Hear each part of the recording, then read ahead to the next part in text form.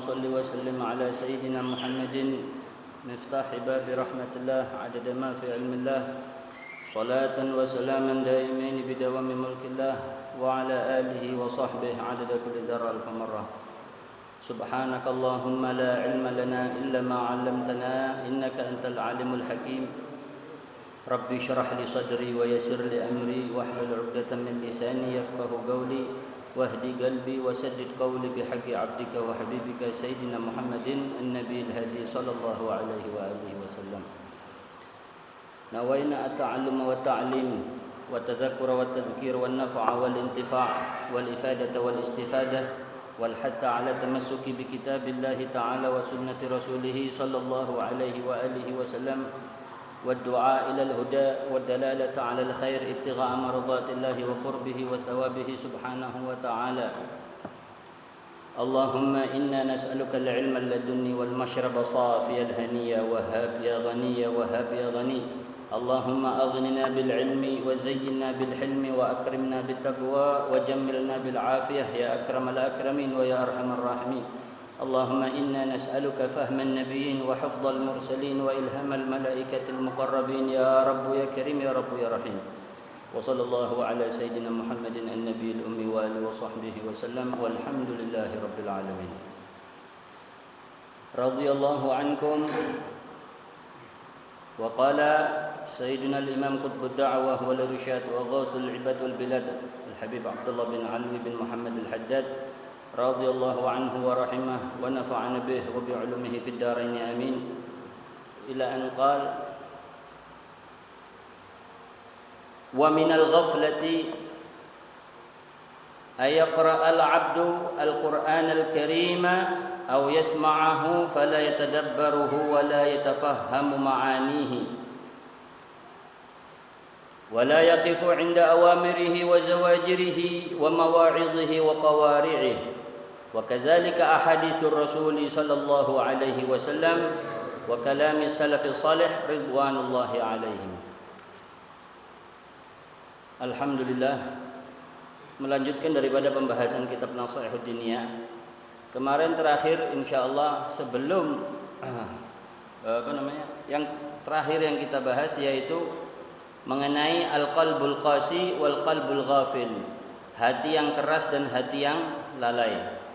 Adapun hati yang keras kemarin sudah disebutkan yaitu hati yang kaku yang sudah mengeras sehingga tidak lagi memberikan efek itu nasihat dan tidak terpengaruh itu hati yang keras, tidak bisa menjadi lunak, tidak bisa tersentuh sama sekali tatkala disebutkan di hadapan orang yang memiliki hati yang keras tadi zikrul maut, keadaan kematian, wal wa'di wal wa'id, dan janji-janji Allah yang Allah berikan buat orang yang beriman bertakwa dan ancaman-ancaman Allah yang Allah berikan kepada orang yang bermaksiat, itu semua tidak akan tersentuh kepada orang yang memiliki al-qalbul qasi, dan pembahasannya kemarin sudah dibahas. Dan juga sudah disebutkan al-qalbul qasi ini adalah paling jauhnya sesuatu dari Allah Subhanahu wa taala. Ya. Jadi kalau qalbul qasi ini disebutkan kematian, Nabi SAW bersabda, kafa bil mauti wa'idha. Sesungguhnya dengan kematian itu cukup bisa untuk menjadi nasihat bagi setiap manusia. Karena yang namanya kematian ini pasti dialami oleh seluruh makhluk. Kullu nafsin dha'iqatul maut. Semua yang bernyawa pasti akan merasakan yang namanya kematian. Kemana kembalinya kita setelah mati? Itu orang yang memiliki hati yang keras sudah tidak terpengaruh lagi, sudah jangan namanya yang kematian. Padahal kata Nabi cukup kematian itu bisa menjadi nasihat sebetulnya. Karena kematian itu tadi kalau orang memiliki akal yang sehat, hati yang bersih, dia pasti akan merenungi segala tindak tanduk dia dalam kehidupan di dunia ini. Dan tujuan dia Allah ciptakan dalam kehidupan dunia ini, dan bagaimana pengamalan dia akan keimanan dia kepada Allah Subhanahu wa taala, ketaatan dia kepada Allah Subhanahu wa taala daripada menjauhi larangan dan mengerjakan kewajiban dan seterusnya. Ada lagi tingkatan yang lebih rendah daripada qalbul qasi, yaitu al-qalbul ghafil, hati yang lalai. Hati yang lalai itu madmumah, tercela. Ya. Kalau qalbul qasi itu sudah keras. Bahkan kemarin disebutkan ayatnya bal hiya kal hijarah au asyaddu qaswah. Lebih keras dari batu, seperti batu atau lebih keras dari batu. Itu hati yang sudah keras, ya. Karena kemarin disebutkan ya, ada dikisahkan sebagian daripada anbiya itu bertemu batu yang mengeluarkan air, ternyata mengeluarkan airnya itu karena takut kepada Allah Subhanahu wa taala, takutnya dia digolongkan termasuk batu-batuan yang menjadi bahan bakar di api neraka. Tapi kalau hati yang sudah keras, sudah kaku, ya. Keras, sudah susah. Dinasihati, dikasih ayat Quran, hadis, tidak tersentuh, ya. Nah, kemudian ada hati al-ghafil, hati yang lalai ini yaitu hati yang tertidur atau yang teralihkan fokusnya daripada tujuan seharusnya dia diciptakan oleh Allah Subhanahu wa taala. Hati yang ghafil ini tadi diibaratkan hati yang tertidur, yang dia itu tidak tersadarkan dengan nasihat, ya, dan teguran-teguran yang sudah Allah rasakan sama dia tidak tersadar gitu, kayak tidak tersentuh gitu. Padahal hidup hatinya, masih ada hati, dia masih bisa sadar. Cuman dia ini tertarik fokusnya bistighalihi wa la'bihi wa lahwi. Tertarik hatinya, tersibukkan itu hatinya dengan kesibukan dia dalam urusan dunia. Makanya Allah Subhanahu wa taala berfirman, ya ayyuhan nas inna wa'dallahi haq. Ya ayyuhan nas inna wa'dallahi haq fala taghurrannakumul hayatud dunya wala yaghurrannakum billahil gharur. Wahai manusia, ketahuilah sesungguhnya janji Allah itu pasti benarnya. Maka jangan sampai kalian tertipu dengan yang namanya kehidupan dunia, dan jangan sampai kalian tertipu dengan yang namanya syaitan. Yang disebutkan dahulu adalah penipu yang ulung, yaitu hayatud dunia, kehidupan dunia. Nah, ini ada yang menarik.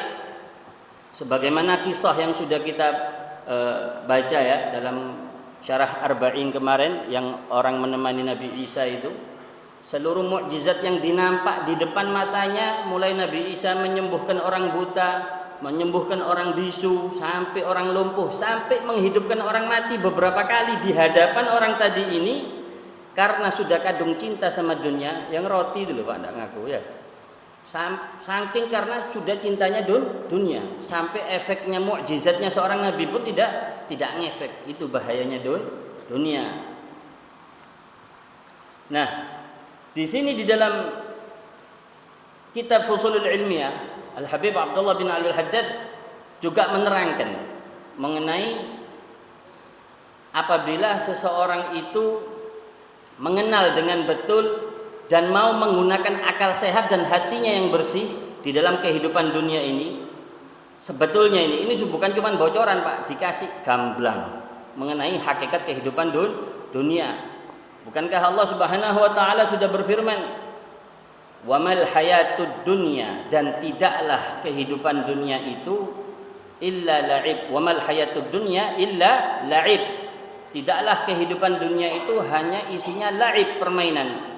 La'ibun wa lahwun, permainan dan juga melalaikan. Wa lahwun, la'ibun wa lahwun, wa zinah, dan hiasan. Wa tafakhurum bainakum, dan saling bangga-banggaan di antara kalian satu sama lain. Wa takathurun fil amwali wal aulad, dan banyak-banyakan dalam harta dan anak. Wis ini dunia ikut tok. Laib, permainan. Tadinya harganya ini sekian, moro anjlo, ya.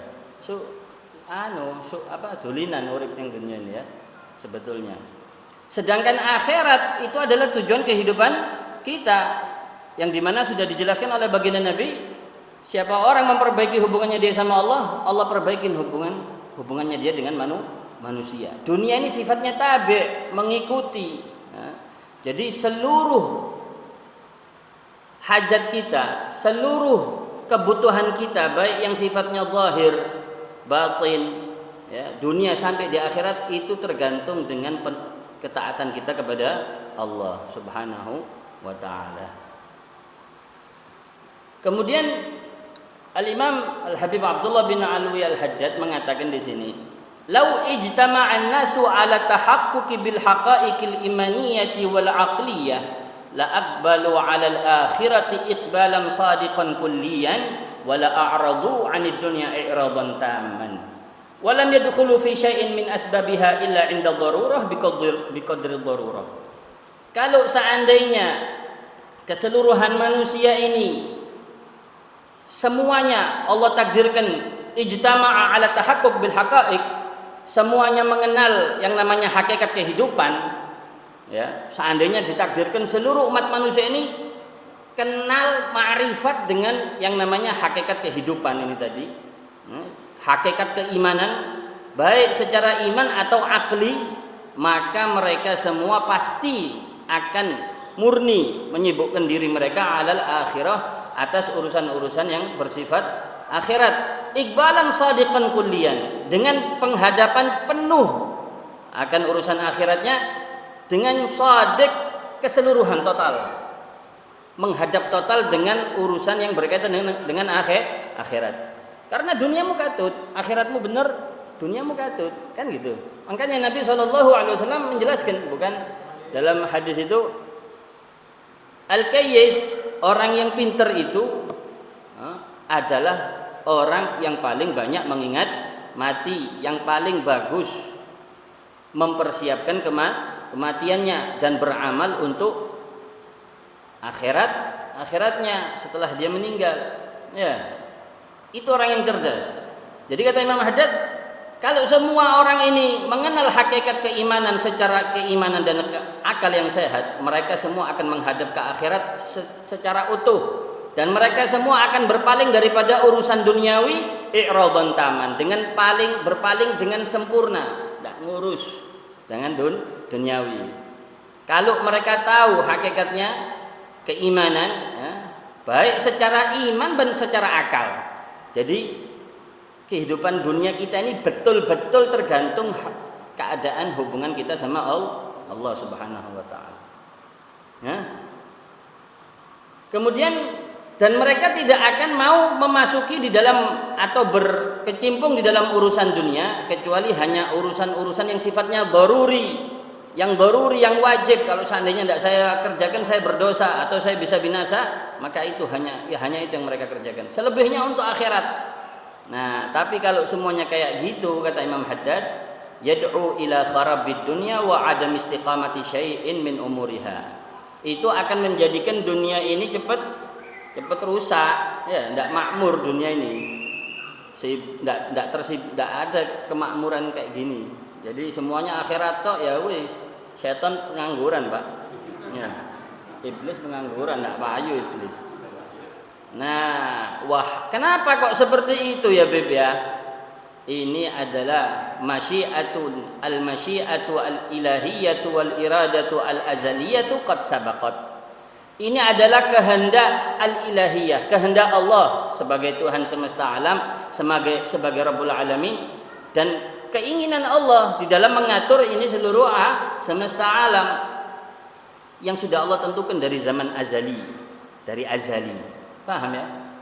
Makanya dalam Al-Quran itu, Pak, kalau kita memperhatikan sifat aslinya manusiawi, berbagai macam ayat itu mengatakan, yang pertama, zaluman jahula. Manusia itu sangat zalim, sangat bodoh, sangat tak ngerti. Iya, manusia itu lemah, apalagi lupaan, ya, mahalul khata' wan nisyan. Itu manusia. Sering salah, sering lupa. Bahkan sampai sudah dinas sama Nabi, semua manusia masuk surga tidak bisa dengan amalnya, tapi dengan rahmat Allah. Paham ya? Itu supaya kita mengenali diri kita.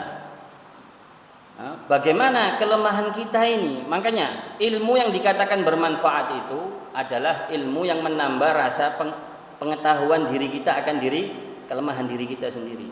Itu ilmu yang bermanfaat.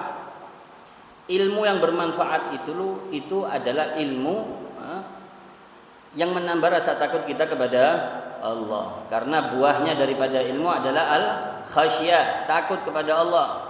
Siapa orang bertambah ilmunya tidak bertambah petunjuknya akan pengetahuan dirinya, siapa dirinya? Saya seorang hamba yang sudah Allah nas di Al-Quran sering melakukan kesalahan. Siapapun Pak manusia pasti sering melakukan kesalahan. Kalau tidak hidayah bimbingan dari Allah tidak bisa. Tidak mampu Pak. Sudah beramal pun masih banyak kekurangan kita di dalam amal. Ini nanti termasuk disebutkan di sini seorang yang lalai itu apabila membaca Al-Quran atau mendengarkan ayat Al-Quran dia tidak mentadabburinya, bahkan mikir sing liyane sholli, tidak memahami makna sholatnya, ya mikir sing liyane gitu. Sifatnya manusia ini ghafil ini tadi. Paham ya? Jadi senantiasa kita minta sama Allah. Minta Pak sama Allah Subhanahu wa taala. Bagaimana Allah Subhanahu wa taala itu menegur Nabi Musa, "Ya Musa, is'alni walau fi milhi darik." Senantiasalah kau minta sama saya walaupun urusan garam di rumahmu. Sesepele itu Nabi Musa kalimullah suruh senantiasa minta sama Allah. Menunjukkan akan ketergantungan kita kepada Allah Rabbul Alamin. Hatta urusan garam, ya. Apalagi ma yata'allaq bil qalb, apalagi dengan hal-hal yang berkaitan dengan batin atau ikhlasul amal, susah Pak kalau bukan hidayah, bukan taufik ya, dari Allah Subhanahu wa taala. Tidak bisa. Seperti itu. Kemudian kalau manusia semuanya ke akhirat, ya rusak dunia, ya pensiun iblis katanya. Kemudian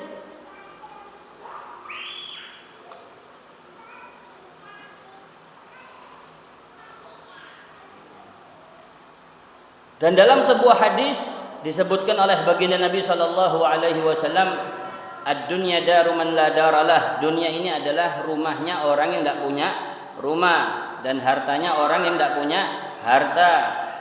Wa malu man la malalah wa la yajma'u man la aqlalah. Dan orang yang mengumpulkan dunia ini hanya murni tujuannya urusan dunia untuk memenuhi syahwatnya, itu orang tidak punya akal. Paham ya? Maksudnya apa? Tidak boleh tapi mengumpulkan dunia, syughul kerja. Loh, sunnah malah bagus. Cuman kita libatkan Allah dalam setiap kehidupan kita, dalam setiap gerak-gerik kita, dalam bekerja, dalam rumah tangga, dalam apapun. Bukan melibatkan Allah itu dalam ibadah saja. Dalam setiap apapun kita bisa bernilai ibadah. Dengan apa? Bittiba'in Nabi sallallahu alaihi wasallam. Dengan mengikuti Nabi Muhammad SAW. Bagaimana sunnahnya, aturannya syariat di dalam kita bekerja. Jangan diterjang itu Pak. Itu minimal itu. Ya. Bagaimana sunnahnya di dalam setiap aspek kehidupan sudah diaturkan sunnahnya oleh baginda Nabi SAW. Nah,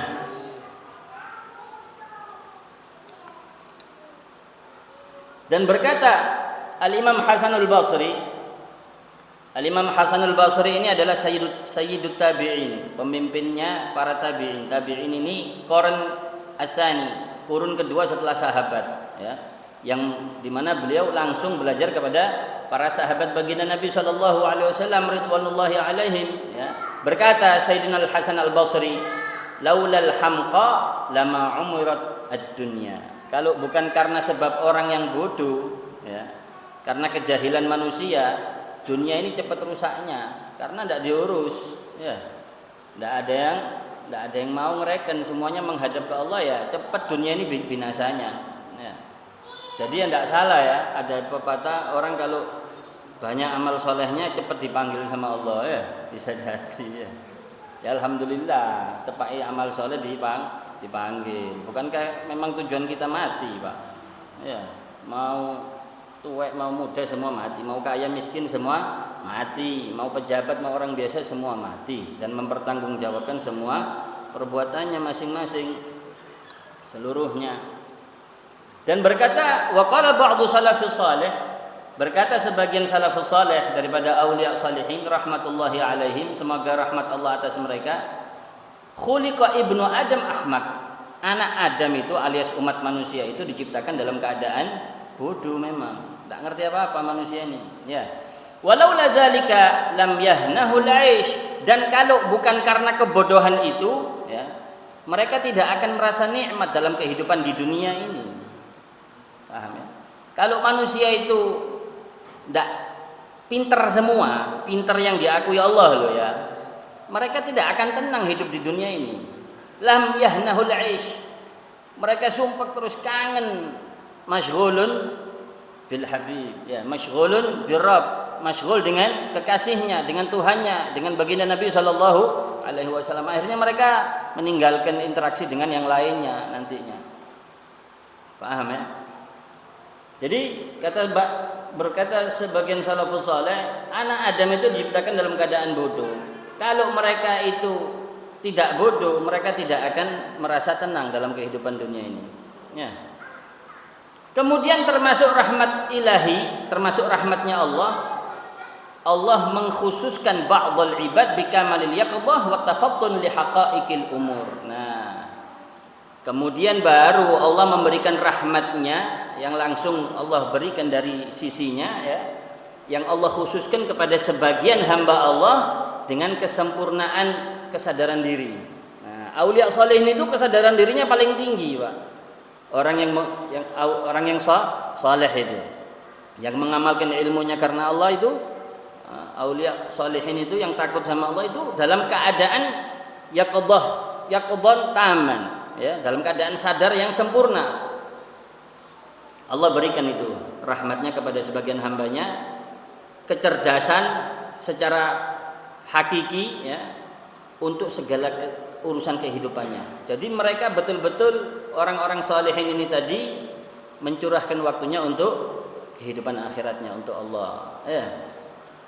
Mereka itulah al-mutahaqqiquna bil haqa'iq allati dzakarna, orang-orang yang benar-benar mentahqiq hakikat. Mentahqiq hakikat itu apa? Sudah hakikat hakikatnya saya pasti mati. Bagaimana saya menghadapi hakikat saya? Paham ya? Hakikat saya pasti berhadapan dengan Allah, mempertanggungjawabkan seluruh amalan saya kepada Allah. Bagaimana saya mentahqiq amalan saya sebelum menghadap kepada Allah Subhanahu wa taala. Hakikatnya saya ini manusia ini memang adalah manusia yang lemah. Bagaimana caranya saya supaya bisa kuat? Daiman minta sama Allah. Paham ya? Daiman minta pertolongan kepada Allah. Lemah zahir batin, Pak, manusia ini, Pak. Ya. Lemah zahir batin manusia ini. Gitu. Nah. Fakanuhumul mu'riduna 'anid dunya jumlah. Mereka para auliya salihin, sifat di antara sifat mereka adalah al-mu'ridina 'anid dunya jumlah. Mereka tidak ngereken, tidak masuk dalam hati mereka itu yang namanya cinta dunia sama sekali. Walaupun kadang di antara mereka ada yang kaya, di antara auliya salihin itu ada yang kaya, tapi tidak masuk dalam hati mereka sedikit pun. Bagaimana menghukumi hati seseorang, Beb? Tidak ada yang tahu, Pak, hatinya orang, ya. Tapi hati itu ada cirinya, ciri dan alamat, tanda-tanda, ya, hatinya orang ini cinta dunia atau tidak, ada pasti, ya. Seperti itu. Nah, di antara bentuk kelalaian seorang hamba tadi itu membaca Al-Quran atau mendengar Al-Quran, tapi dia tidak mau mentadabburi, tidak mau memahami makna-makna yang terkandung dalam Al-Quran, tidak mau merenungi perintah Allah, larangan Allah, ya, nasihat-nasihat yang terdapat dalam Al-Quran. Begitu pula apabila mendengar hadis baginda Nabi SAW, dia tidak mau mengambil pelajaran. Begitu juga daripada kalamu salafus saleh, ucapannya orang yang saleh, orang yang sudah mujarrib, ini orang yang sudah berpengalaman di dalam suluk ilallah, di dalam meniti jalan menuju Allah Subhanahu wa taala. Makanya kalamullah, kalam yang maha suci, kitab sucinya Nabi Muhammad. Nabi Muhammad itu nabi yang paling mulia. Mukjizatnya Nabi Muhammad itu banyak, Pak. Mukjizat yang termulianya baginda Nabi ya sudah Al-Qur'an ini. Kita tinggalkan Al-Qur'an. Ya apa? Dianggap Al-Qur'an ini kayak buat kayak iseng-iseng, kayak ngeruki oma, malas ngaji, setel MP3. Wis mari cukup, enggak usah kita ngaji lo ya. Ya apa? Al-Qur'an enggak difahami, padahal Al-Qur'an ini kalamullah ini di antara sebagian aulia salihin itu mengatakan, saya kalau bulan Ramadan tidak mau ngaji Al-Quran di siang hari. Karena setiap saya membaca Al-Quran secara zahir, saya merasakan manisnya madu masuk ke mulut saya. Saya takut membatalkan itu puasa saya itu baca Al-Quran itu. Ini fakta ini. Sebagian aulia mengatakan seperti itu. Ada lagi di antara aulia atau ulama akhirat yang menyatakan, tidaklah saya ini kehilangan apapun, ontanya, hewan ternaknya, apapun, kecuali dicari dalam Al-Quran.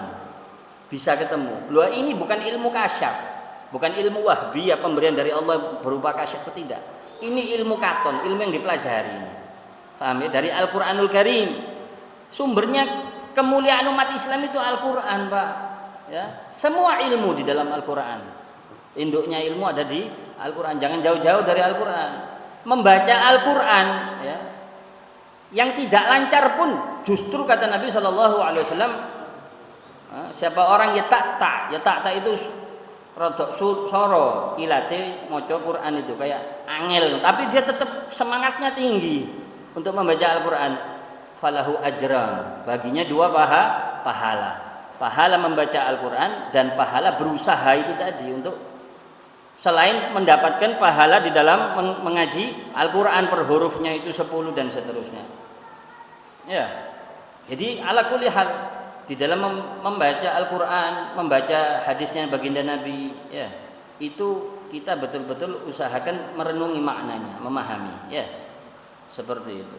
Dan tidak ada yang mengerti, memahami detail akan Al-Quran melebihi pengetahuan baginda Nabi SAW. Makanya kita dalam memahami Al-Quran di antara caranya yaitu dengan hadisnya Nabi, mentafsiri Al-Quran dengan hadisnya baginda Nabi SAW. Ya, begitu juga kalamnya hadisnya baginda Nabi. Hadisnya baginda Nabi ini ucapannya Rasulullah, ucapannya Nabi Muhammad, Pak. Ya, bagaimana Allah sendiri yang memuliakan ini Nabi Muhammad SAW sedemikian, tidak pernah Allah memanggil Nabi Muhammad dengan namanya, pasti dengan julukannya dalam Al-Quran itu ya banyak. Dan Allah memuji, sungguh wa innaka la'ala khuluqin azim, benar-benar kau ini Muhammad di atas akhlak yang mulia. Nabi itu bukan Nabi sempurna dengan akhlak, Pak. Justru akhlak itu menjadi sempurna dengan baginda Nabi SAW. Ya apa gambaran itu? Nah, akhlak itu menjadi sempurna dengan baginda Nabi SAW. Jadi seluruh akhlak semesta alam ini sebelum adanya Nabi ini belum sempurna, Pak. Dengan wujudnya baginda Nabi SAW, ya sudah itu akhlak yang sempurna. Paham ya? Seperti itu. Itu Imam Malik rahimahullah ridwanullahi alaih wa nafa'na bih wa bi'ulumih fid darain ya. Kalau membaca kitab kalamnya Nabi SAW, hadisnya baginda Nabi, fi ahsani hay'ah, di dalam keadaan yang paling top, baju paling mewah, minyak wangi, mandi dulu. Itu Imam Malik bin Anas, gurunya Imam Syafi'i. Mandi dulu, Pak. Sudah enak bakar bukhur. Itu Imam Malik. Sudah posisi dalam keadaan perfect baru qala Nabi sallallahu alaihi wasallam. Seperti itu. Duduk dianggap kayak maca koran, Pak, maca Al-Qur'an, maca hadis Nabi, kayak baca kalame, baca koran, baca majalah, komik. Bukan seperti itu. Ya. Supaya dapat berkahnya itu Al-Qur'an. Ya, ditadabburi itu Al-Qur'an, direnungi maknanya, dan tidak habis-habis ilmunya Al-Qur'an itu, Pak, subhanallah. Tidak habis-habis, ya. Nah, wa minal ghaflah, dan di antara bentuk kelalaian yaitu an la yukthira al-'abdu dzikral mauti wa ma ba'dahu min umuril akhirah. Termasuk bentuk kelalaian seseorang tidak mau memperbanyak mengingat yang namanya kematian dan segala hal yang akan dia rasakan setelah kematian daripada urusan akhiratnya.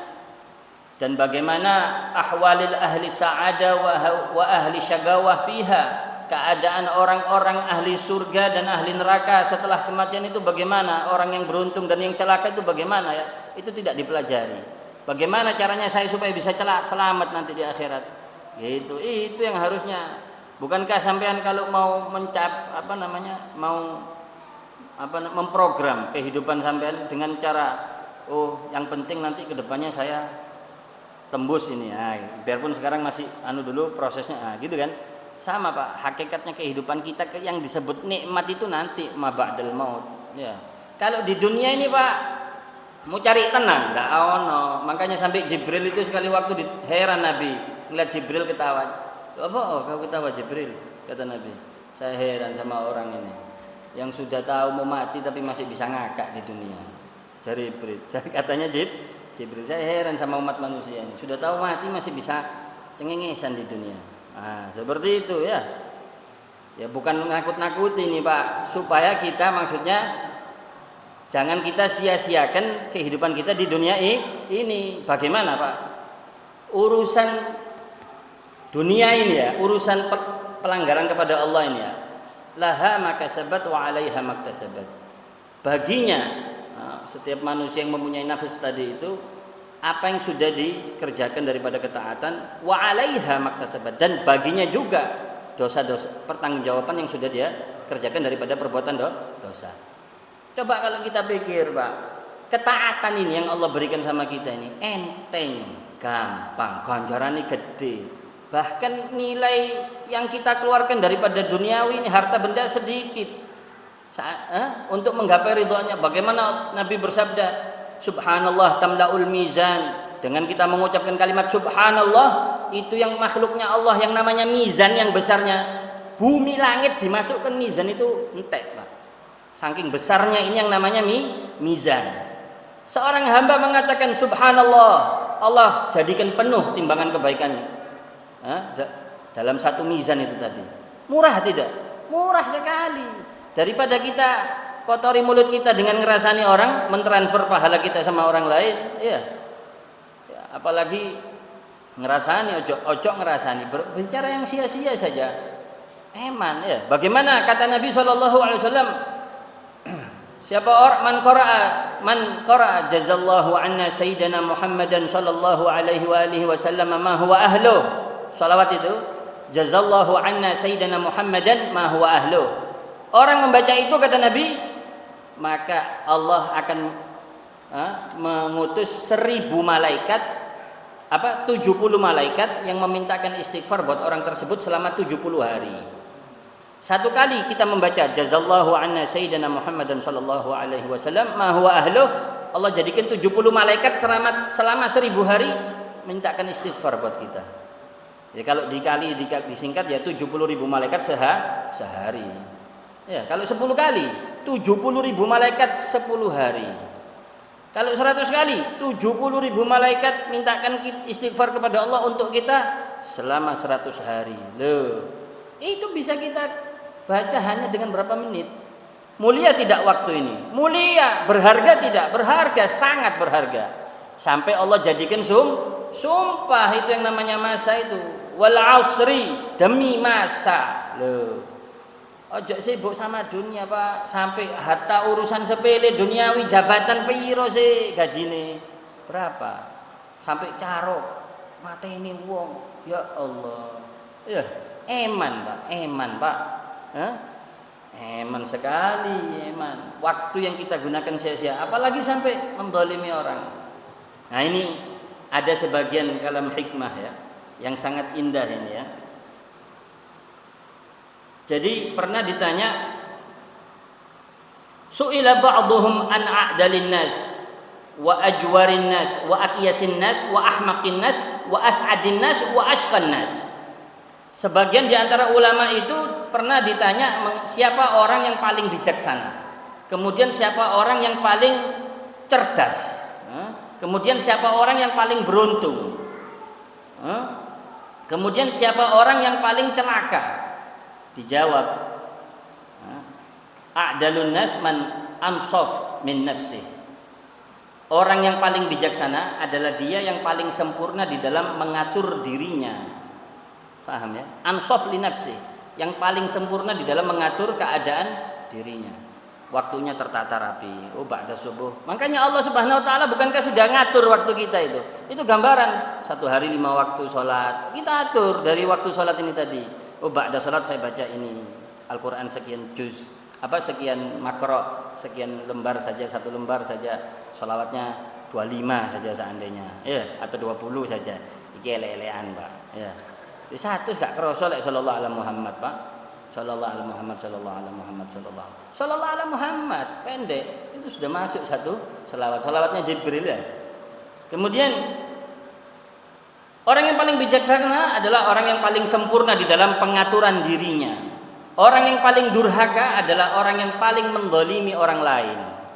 Orang yang suka mendolimi orang lain, itu orang yang paling durhaka. Wong sudah ditanggung, sudah dinas sama Allah, sama Rasul sallallahu alaihi wasallam. Rezekimu ndak ketuker, paham ya?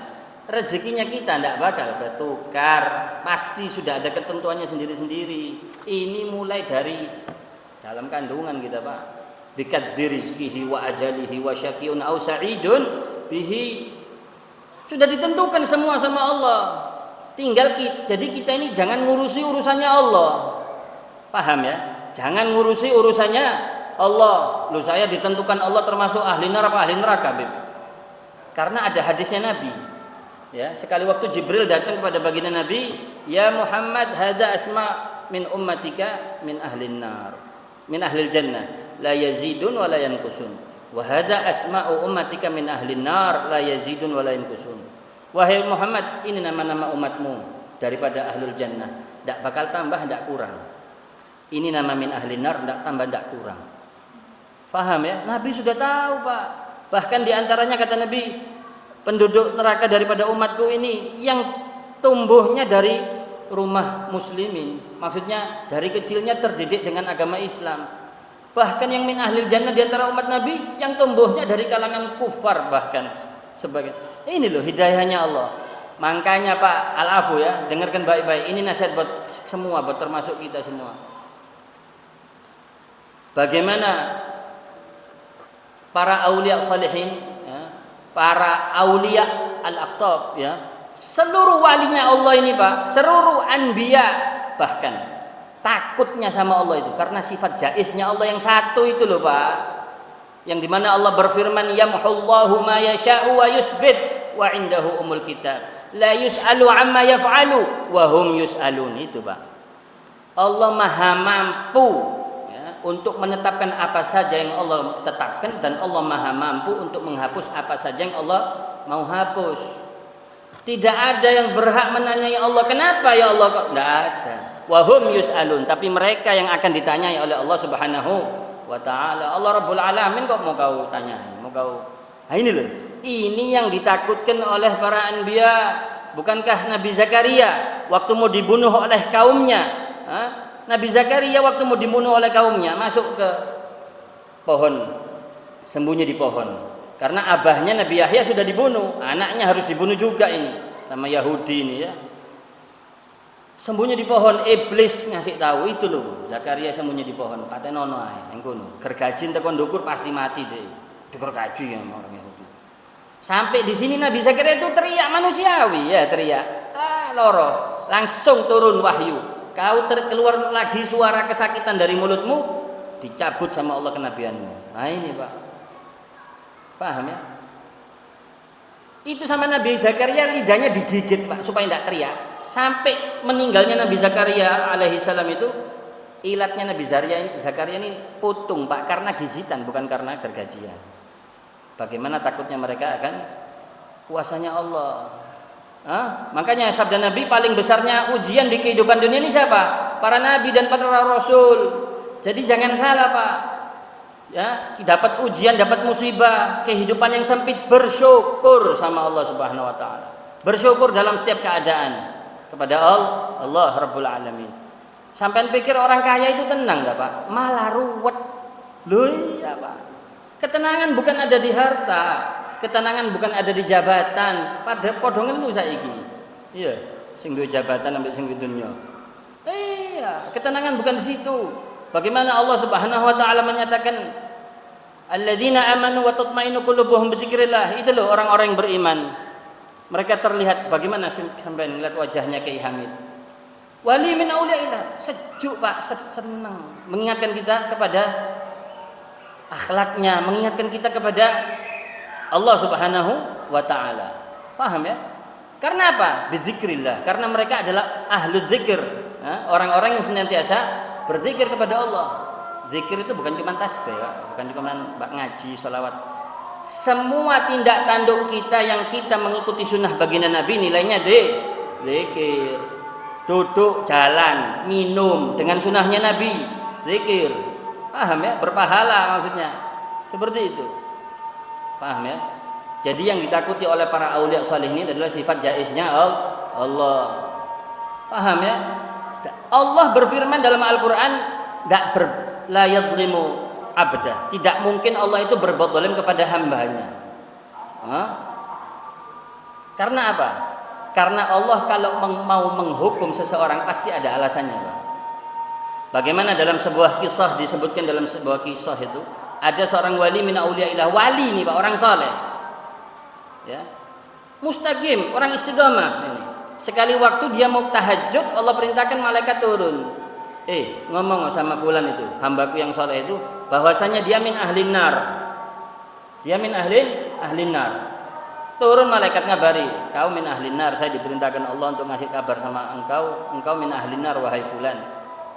Orang soleh ini nanggapi dengan apa? Alhamdulillah ala kulli hal. Segala puji bagi Allah atas setiap ketentuannya, atas setiap keadaan saya. Ketentuannya akan keadaan saya. Paham ya? Loh, kenapa kok gitu? Loh iya, saya ini siapanya Allah. Saya ini hambanya Allah.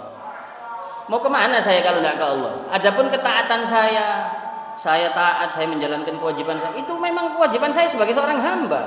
Loh, terus mau mengharap kemana lagi kalau bukan ke Allah? Singkat cerita, karena kemurnian keikhlasan pengharapan dia kepada Allah, Allah perintahkan malaikat yang lain, katakan dia sekarang sudah aku rubah menjadi ahlil jannah. Itu loh Pak, kemampuan Allah dalam merubah apapun sekejap. Tidak ada yang bisa nentukan. Ahli maksiat sekian tahun, Allah mau rubah dia keadaannya menjadi ahlil jannah. Bisa, dan itu sudah dinas, dikatakan oleh baginda Nabi. Berapa banyak di antara kalian dari kecil sampai besarnya sampai tuanya ahli maksiat, tapi sudah Allah dahulukan bahwasanya Allah ingin memasukkan dia menjadi ahlil jannah, ya. Maka sebelum dia mati Allah jadikan beberapa sebab sehingga dia bisa husnul khatimah. Di antara amal soleh dia kerjakan, dia mati dalam keadaan amal soleh tersebut, dia mati dalam keadaan tobat, dia mati dalam keadaan insaf, sadar diri. Paham ya?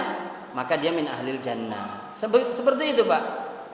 Termasuk ciri Allah ridho sama kita, Allah menghendaki kebaikan sama kita, Allah takdirkan kita sekarang hadir di majelis seperti ini. Alhamdulillah. Tidak semua bisa loh Pak.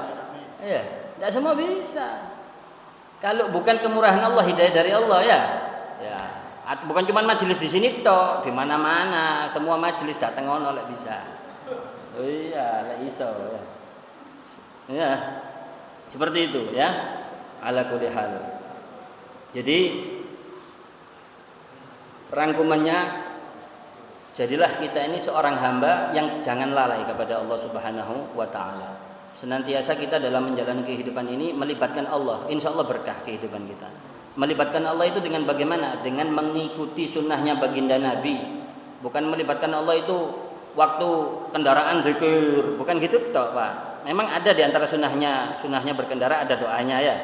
Tapi bukan cuma itu, sunnahnya dulu itu paling utama. Sama seperti orang mau mendapatkan bonus dalam perusahaan. Kadang bonus itu lebih besar dari gaji pokok, betul tidak? Ya, kadang bonus tunjangan itu lebih besar dari gaji pokok. Tapi kau tidak bakal dapat bonus, tidak bakal dapat tunjangan kalau tidak terdaftar sebagai pegawai resmi. Bukan pegawai resmi mau dapat tunjangan, dikeplak kan ambil bose. Kon sapa? Ngono. Sama kita.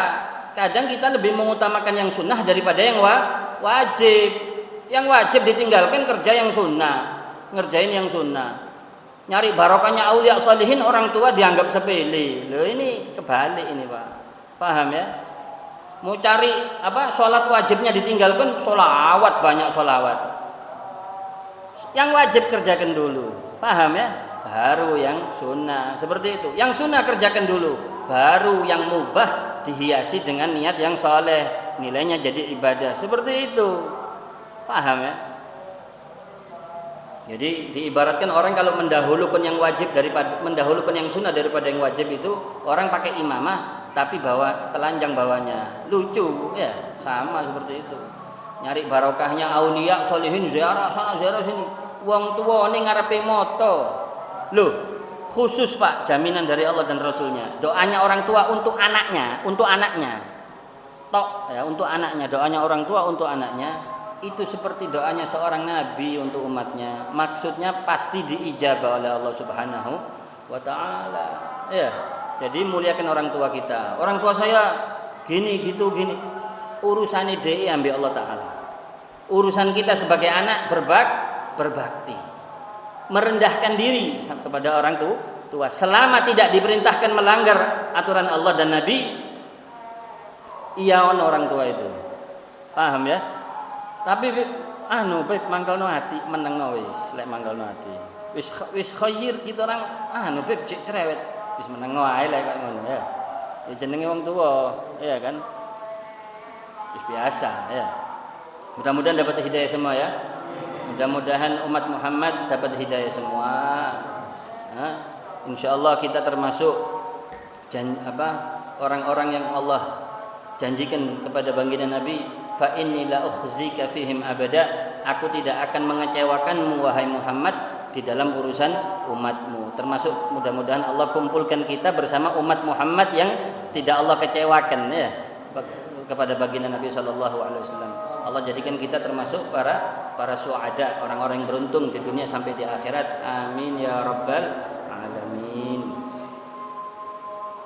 الفاتحة بنية القبول وتمام كل سوء ومأمول وصلاح شأن ظاهرا وباطنا في الدين والدنيا والآخرة دافعة لكل شر جالبة لكل خير لنا ولوالدينا ولمشايخنا ولأولادنا ولذرياتنا ولأحبابنا ولأصحابنا ولجميع المؤمنين والمسلمين في الدين والدنيا والآخرة مع اللطف والعافية وعلى نية أن الله ينور قلوبنا وقوالبنا مع الهدى والتقى والعفاف والغنى والموت على دين الإسلام والإيمان بلا محنة ولا امتحان بحق سيد ولد عدنان على هذه النية وعلمنا وأسلافنا صالحون ولكل نيات صالحة من خيرات الدنيا والآخرة وإلى حضرة النبي محمد صلى الله عليه وآله وصحبه وسلم. الفاتحة.